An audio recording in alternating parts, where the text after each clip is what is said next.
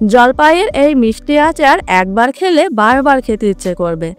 নমস্কার বন্ধুরা, আমি শিল্পী মল্লিক, হ্যাপি মাইন্ড কিচেনে সবাইকে স্বাগত। আচার বানানোর জন্য আমি এখানে 1 কেজি জলপাই নিয়েছি। বেশি করে জল দিয়ে 2 থেকে 3 বার জলপাইগুলোকে ধুয়ে নেব। আচার বানানোর জন্য অবশ্যই বেছে বেছে একদম ফ্রেশ জলপাই নিতে হবে, কোনো রকম পচা বা পোকা যেন না থাকে। ভালো করে ধুয়ে জল ঝরিয়ে নিয়েছি। এবার জলপাইটাকে কিভাবে কাটতে হবে একবার দেখে নিন। বটি দিয়ে ঘুরিয়ে ঘুরিয়ে জলপাইটাকে ঠিক এভাবে কাটতে হবে। আপনারা চাইলে চাকু দিয়েও কেটে নিতে পারেন। এইভাবে সবগুলো জলপাই কেটে নিয়েছি। এই আচার বানানোর জন্য আমি কোনো রকম তেল ব্যবহার করব না, তাই জলপাইটাকে সরাসরি কড়াইয়ের মধ্যে ঢেলে দিলাম। 1 চামচ লবণ দিয়ে দিলাম। চেষ্টা করবেন লবণের পরিমাণটা একবারেই দিয়ে দিতে, এরপরে আর লবণ দেওয়ার দরকার নেই।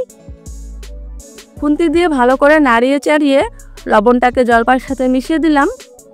এবার ঢাকনা দিয়ে ঢেকে রেখে 30 মিনিট ম্যারিনেশন করে নেব। 30 মিনিট পর দেখুন লবণটা গুলে গিয়ে জলপাইয়ের ভেতরে জলটা বের করে দিয়েছে।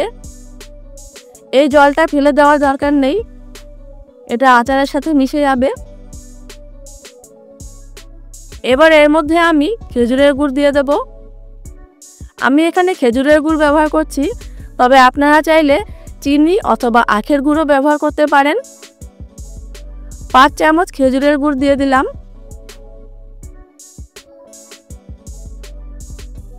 হালকা করে একটু নাড়িয়ে গুড়টাকে জলের সাথে মিশিয়ে দিলাম। হাফ কাপ ভিনিগার দিয়ে দেব। ভিনিগার দিয়ে আচার বানালে আচারটা অনেক দিন ভালো থাকে। গ্যাসের ফ্লেমটা জ্বালিয়ে দিয়ে 5 মিনিট ঢেকে জাল দেব।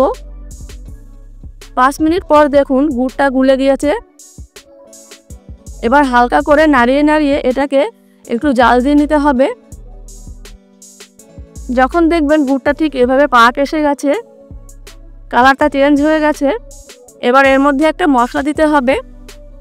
তার জন্য শুকনো খোলায় ভেজে নিতে হবে মৌরি, জোয়ান, কালো জিরে আর মেথি।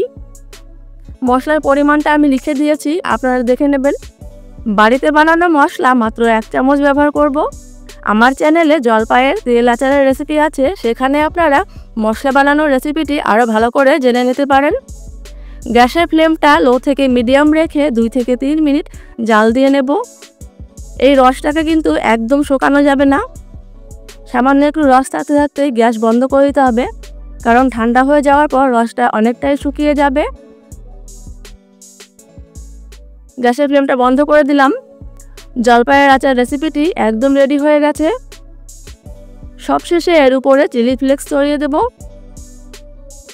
বন্ধুরা, আপনারা যারা এখনও আমার চ্যানেলটি সাবস্ক্রাইব বা ফলো করেননি, প্লিজ করে দেবেন।